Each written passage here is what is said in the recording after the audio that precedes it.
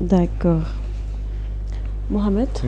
kon dañuy daal di jublu ci li nga xam ne moom moo di deuxième point bi. d'accord muy dénonciation yi nga xam ne société civile bi amal nañ ko. ci li jëm ci wàllum arrestation bi nga xam ne ñu ngi ko def Badara Gadiaga ñoom nee nañ da teguwul ci yoon ndax waruñ ko woon arrêté ndax débat la woon débat contradictoire. waaw loolu je comprends la société civile. parce que bu ñu xool l'histoire récente du pays li muy wane rek mooy société civile mësta sori ay position ak opposition booy xool si li fi amoon ba en tout cas position boobu noonu la société civile bu Sénégal mës a am donc su ma gisee aussi ñu amaat même taxawaay bi man du ma joxoñ société civile parce que nekkul société civile leen dénk réew mi du ma joxoñ opposition ndaxte nekkul opposition leen dénk réew mi fu mu toll ni opposant danoo taxawee si noo xam ne nii lépp luy xajamal fee ni ñoom da koy appuyer et c'est leur droit le plus absolu mais man ñi may joxoñ ñi may xool seen doxalin mooy ñi nga xam ne nii ñoom ñoo yor nguuru Sénégal ñoom lañ ko dénk te ñoom ñoo demoon daagaani baatu askan wi ñu jox leen ko donc ñoom seen taxawalin nan lañ def ba à moins de 2 ans ba di doxalee noo xam ne nii société civile beeg opposition on peut comprendre mais une bonne partie de la société civile dafay fustiger ñoom ak yi nga xam te moom la ñuy poser ndax dans leur parole ñu ngi koy il y a une réalité concrète bu ñuy gis dans le terrain ndax ñoom ñu ngi poser ay actes de transparence yoo xam ne ni ñu ngay convaincre la société civile si ne ñoom li ñuy wax si jubal jubanti ñoom ñu ngi koy appliquer seen bopp ñoom depuis belle lurette ñun ñuy wax ne que dinañ centraliser ay agence wala ay direction wala yu mel noonu waxoon nañ dinañ réduire le train de vie de l'État waxoon nañ lu bëree bëri yoo xam ne nii wax nañ ko est-ce que ñoom ñu ngi koy def ñoom bi ñu faloo ba tey est-ce que ñoom wàññi nañ lenn loo xam ne ni seen i privilège la ñoom or lépp loo xam ne nii ñeneen ñi lay laal ñoom buñ ko bëggee laal da nga koy laal on peut prendre l'exemple de la presse dinañ si ñëwaat aide à la presse sax mu doon nii jotaguñ ko ñun ñi expliquer lu bëree bëri te ñoom lépp lu ñu doon jot ñu ngi koy jot ba tey donc bu nekkee ne noonu yow nga yore nguur mënoo empêcher nit ñi am seen xalaat mais beneen bi mais li gën a banaan ñoom ñoo noonu dañuy pause c'est-à-dire dañuy pause pendant 1 mois mais 1 mois bi weesu na lan lañ ci waxati kon ñoom ils disent beaucoup de choses ils font beaucoup d'annonces mais en réalité concrètement posé wuñu ay actes yoo xam ne ni dina mën a convaincre l'opinion publique et yàgg naa kaa wax waa Pastef wala le pouvoir actuel mënuñu yaakaar ne qu'il faut nommer les choses pour que les choses soient loolu noonu ñoom wala mbir mi mën naa ñuul nga wax ba mu weex loolu mënta nekk dañoo war a poser actes yu concrets yoo xam ne ni moom la ñuy kii parce que boo yoree nguur nekkul kàddu rek moom la lay xaar da lay poser da lay xaar ces actes yu concrets beneen bi le président de la République dans ce pays qui sent le président de la République qui le sent kan mooy sentir le président de la République nga sentir ne le président de la République il est en train de poser des actes le président mi ngi def mu ngi qui sent le président de la République fu mu toll mi ngi États-Unis mais là on ne parle même pas de son voyage aux États-Unis te c'est un voyage extrêmement important loolu la ñuy wax ay convoqué nañ di woo loolu qui sent le président de la République fu mu toll personne man de je ne le sens pas léegi nag loolu noonu yëpp boo ko boolee man je trouve que les critiques de la société civile elles sont légitimes même les exagérations yi nga xam te ne aussi daf si am je trouve qu'elles sont légitimes parce que ñoom ñoo toll si position boobu noonu léegi au pouvoir de se ressaisir xool ni muy taxawee bu baax a baax mais là moom franchement pour man voilà la direction bi ñu jël nii moom du point de vue des actes elle n'est pas encore assez convaincante au vu de li nga xam te ne moom la ñu produire. Babacar. Société civile bi ne dañu nemmee ko ay arrestation yu bëri te arrestation yooyu la teguñu ko ci yoon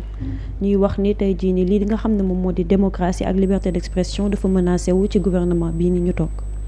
waaw xam nga tey société civile bu Sénégal dafa am rôle boo xam ne daanaka moom lay jouer quand on parle d'une démocratie quand on parle d'une nation pour man rôle sentinelle boobu noonu xam ne am nañ ko yàgg nañ di ko réclamer pour que ne ñoom nañuy àddu bu fekkee une situation taxaw na. te ñii nekk tey au pouvoir sax yàgg nañ di réclamer ci yenn circonstances yi bu amee ñu ne société civile nañu wax parce que bu ñu delluwaatee ci postulat bi foofu ngay xamee ne ça ne une importance boo xamante ni bu majeur moom la nekk pour man te man dama gëm ni rôle bi nga xam ne tey jii moom la ñu déclenché di ko dox rôle boobu noonu bu am importance moom la doon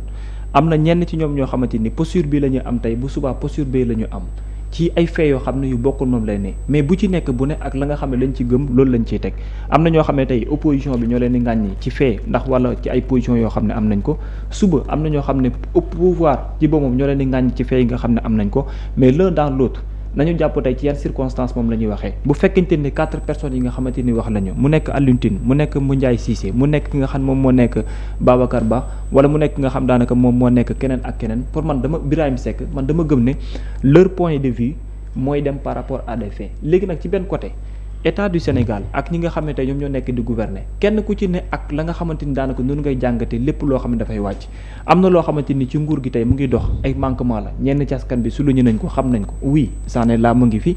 dénoncé ko wala wax ko dafa bokk ci li nga xam ne mooy cëru toute personne buy jouer un rôle en tant que société civile moom lay doon te loolu au quotidien jàpp ma ne wàcc nañ ci donc loolu su amee la nga ko war a mën jëlee ça doit être de manière objective mooy nan ngay xool bu au moins ngay jëm ko saafara Moundiaye Cissé ci ay kàddum démb ci ñaari côté am na benn parti boo xam ne dama ci d'accord ak moom catégoriquement am benn parti boo xam ne d'accorduma ca moom catégoriquement et man dama gëm ne également ñeneen ci ñoom ci war par rapport li nga xam moo day analyse ci wàllu googu moom lay demee Alioune Tine ci phase gi muy waxee dama jàpp ne ci rôle d'alerte lu ci bari moom lay faral di teg parce que jàpp na ne ci yenn circonstances yi ce qui est mieux mooy voir li nga xamante ni daanaka wala prise de décision yoo xam ne mën na aider ñu fi ne pour ay coow yoo xamante ni inutile moom lay doon bañ di nekk li nga xam ne da leen di topp moom lay nekk bu dee Babacar Bala man je le connais même pas mais ci anam ba muy waxee dalay leer que ne ñenn ci ñoom aujourd'hui tey jii ci phase yi ñu nekkaale phase yu leer la mooy avertir de sorte que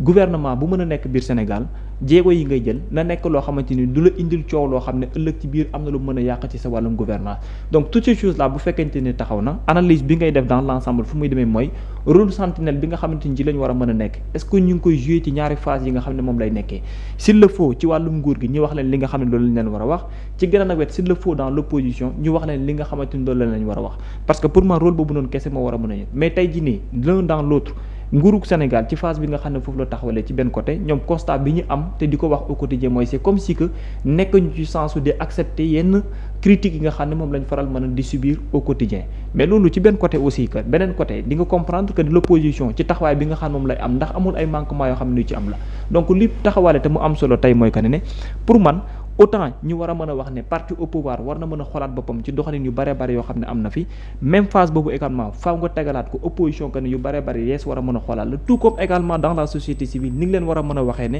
lu bare bare lees war a mën a xoolaat la mais lu ci ëpp en grande partie ñi war a mën a xoolaat aujourd'hui seen doxalin te muy dem ci encontre di critiquer li nga xam moo di gouvernement bi mooy gouvernement bi nga xam ne tey ji moo war a mën a siggiwaat ndax bu fekkente ni dafa am yenn fait yoo xam ne ay pratiques la yu ñu daan def ñu bare bare daan àndandoo di def la dénonciation mu daan indi ay problème am loo xam ne ay conséquences yu muy jur la ñu bari jàpp ne lii lu war a mën a jeex la beneen nguur ñëwaat installé waat société civile amaat beneen constat boo xam ne du jour au lendemain moom lay nekk di dénoncer donc je pense que ne loolu waruñu ko jël à la légère beneen bi nga xam ne également dina ci tegaat mooy que ne c'est même société civile là tey jii nii ñoom suñu bopp ñuy taxaw lan moo tax tamit critiques yi di faral di gagner à leurs égards ñoom tam war nañ mën a xoolaat lu jëm ci wàllum devenir bi nga xam ne war nañ ko mën a àbb donc pour man critique yi société civile bi lu légitime la mais ñoom aussi ci benn côté noonu la ñu war a mën a gën a bàyyi xel li nga xam ne moo tukkee ci yenn critiques yi nga xam ne ñu ngi koy def ci ñoom te ci côté boobu waruñ ci mën a épargner kenn mais pour man seen rôle ñu ngi koy def ci ni nga xam ne noonu lañ ko war a mën defee mais li ñuy joxe nag ñu téye ko de sorte que am na lu mën a jëriñ moo ëpp solo fuuf que ñu leen di ŋàññ wala ñu leen di xas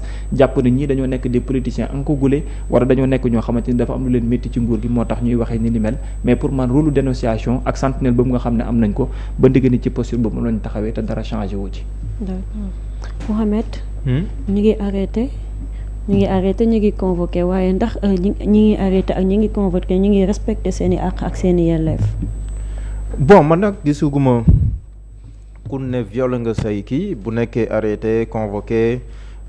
yoon moom may procureur mu mën di woolu ku mu jàpp ne war na laa mën a woolu ñii ñu ngi instruction ñi flagrant délit la leen yóbbu et tout bon je pense que de ce point de vue là moom cëgal guy procureur la moom mooy doxal ci wàllu woowu la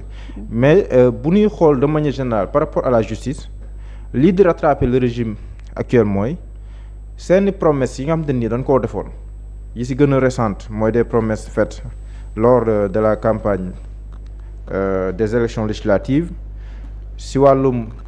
li ñu war a leerale ay mbir yu fi xewoon yu ci bëree bëri le premier ministre demoon na sax boo xam ne bu jaree wuy ñëpp ñu dem wuy ji il avait dit ça à l'Assemblée nationale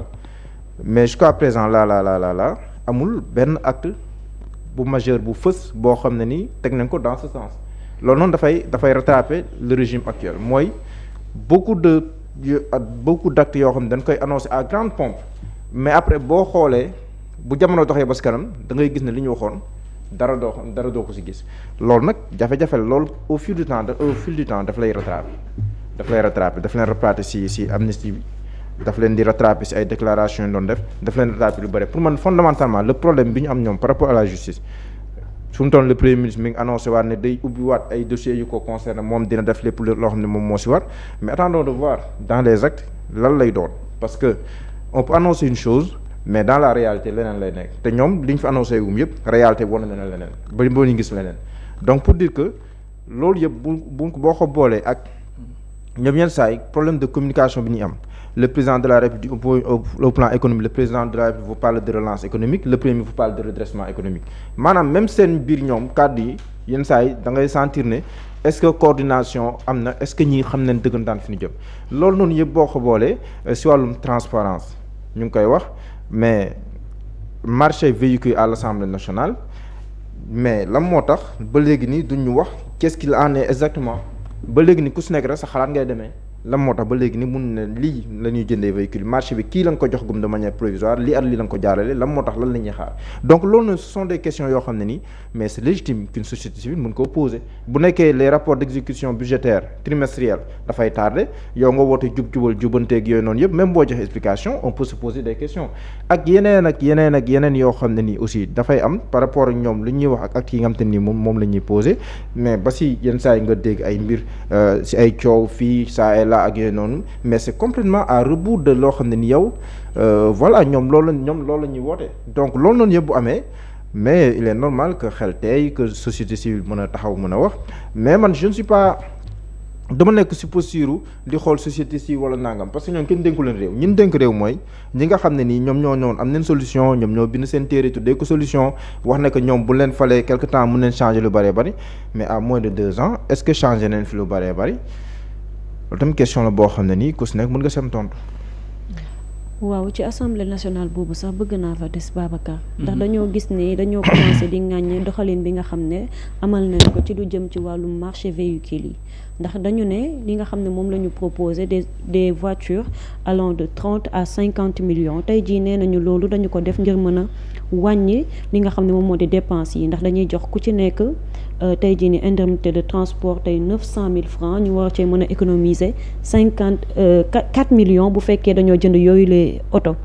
tey jii nag ñu ne oto yooyu bu ñu ko jëndee d'abord dina nekk oto yu baax waaye bu ñu dawalee tuuti entretien bi ak lépp lu ciy dem dina dem sax ba ëpp 4 millions de bénéfices yi nga xam ne dañ koy wax dinañ ko lekk ba daal di koy ëppal ñu koy ŋàññ ne waroon nañ ko gën a mën a yaatal ibbi ko ku ci nekk joxe ci sa xalaat. en tout cas li ma ci am ci information te waxuma ko député moo ko wax. mooy que ne ñi nga xam ne ñoo ko sekk toog nañ pour waxtaan pour xam. quant à lu jëm ci wàllum contrat bi li ko ëmb c'est le président de l'Assemblée nationale lui-même qui a parlé ci ay nopp mu koy dégg mu ne lépp loo xam ne ëmb na lu jëm ci wàllum contrat boobu bis buñ ci paree dinañ ko teg de bout à bout pour nit ñi xam contrat bi lan moo ko ëmb contrat bi fan la jógee ak lan la jëm lan moo nekk l'essentiel exactement à retenir sur cette affaire pour nit ñi xam parce que man dama jàpp ne ñu bari ñu ciy wax dañoo ëmpale loo xamante ni moo ko ëmb carrément parce que loo xamagul tenant ak aboutissant boo ci naree conclure da ngay am problème mais li gën a am importance mooy l'idée c'est quoi exactement trouver des véhicules aux députés pour ñu mën a exercer seen métier ci li nga xam ne daanaka noonu la ko nit ñi waxee loolu mooy l'idée générale bi nga xam ne am na ci foofu laa mën a yem pour commentaire ko te li ma ci commentaire mooy que ne pour man wareef la que toute personne boo xamante ne askan da koo yónnee pour mu dem di liggéey da nga ko war a jox les moyens nécessaires ba pare doo ko mën a laajum résultat lan moo amoon dañ ne indemnité moom lañ daan joxe pour lu toll ci 900 000 francs CFA par mois 900 000 francs CFA par mois boo ko xaymaa ci at mi waxuma la mais da lay jox njigu oto boo xamante ni war na mën a am benn ténacité bi ci ay activités yi nga xam ne dañ koy mëne au quotidien ñenn ñi dañuy am oto bu déjà ba noppi am ñoo xamante ni amuñu oto kon ñi nga xam ne am nañ oto yoo xam ne dëgër na këj li leen di gënal mooy di jot seen indemnité utiliser seen véhicule mais ñi nga xam ne ñoom amuñu oto te dëkk fu mel ni Médina Sabakh wala Nioro du Rip war a exercer le travail de parlementaire dans le département de Nioro du Rip ñoom qu'est-ce qu'ils vont faire dañuy dem wuti ji dette wala est-ce que bu ñu wutee dette entre autres la moo leen leer que ni seen mandat dina yegg parce que fi may àddoon nii ñuy teewlu am na ñoo xamante ni nii ci mandat bale la ñu nekkoon 2 ans la ñu exercer am na yenn bor yoo xam ne amaloon nañu ko seen diggante ak ay banque contracté woon ko fan la mujjee exactement ani ban coow moo leen ci topp par rapport ak 5 ans yi nga xam ne espéré woon nañ ko pour am ko donc l'un dans l'autre pour man li gën a am importance aujourd'hui mooy est-ce que réellement député yi war nañ mën a am oto oui ma jàpp ne député yi war nañ mën a am oto léegi nag anam bi nga xam ne lañ ko war a mën a tëggee nit ñi dañu koy xaar te gis nga en parlant d'acte de transparence au niveau de l'Assemblée nationale man jàpp ma ne nit mën na leen ci duut baaraam parce que kuréel bi nga xam ne mooy saytu lu jëm ci wàllu marché moom moo bind féliciter l'Assemblée nationale par rapport ak lan li mu mettre en place benn contrôle par rapport au marché au niveau de l'hémicycle lu fa mësul am depuis ñu sos ko ba ndëgee ni est-ce que man mën naa remettre en question par rapport à leur marché non ci benn wet am na ay tuuma yoo xamante ni wàcc na lu jëm ci wàllu marché bi président de l'Assemblée nationale moom moo ëmb lu jëm ci wàllu marché boobu noonu moom moo toog nañu ne lu jëm ci wàllu marché bi nii ñu ngi ci heure bu jeexee ba pare nit ñëpp dinañu xam wàllum procédure leneen ak leneen moo ne doon damay jiitu di commentaire li mu wax su boobaa fan laa jëm parce que xamaguma les tenants et les aboutissants mais pour man ma dellu si waat encore c'est l'idée ak lu jëm ci wàll li nga xam moo di baaw la jëm ci wàllum projet googu mooy wutal ay oto ñi nga xam ñoo di ay parlementaires te l'un dans l'autre après bu ñu génnee les conclusions yi nga xam moo ci war a mën a am nit ñi dinañ xam mais bu dee ne l'idée la man je trouve que c'est une très belle chose parce que lu mu gàtt gaa dañoo war a doter ay nit ñi nga xam ñoo di ay parlementaires pour ñu am les moyens mën a def seen liggéey comme na nga xam ne noonu la waree.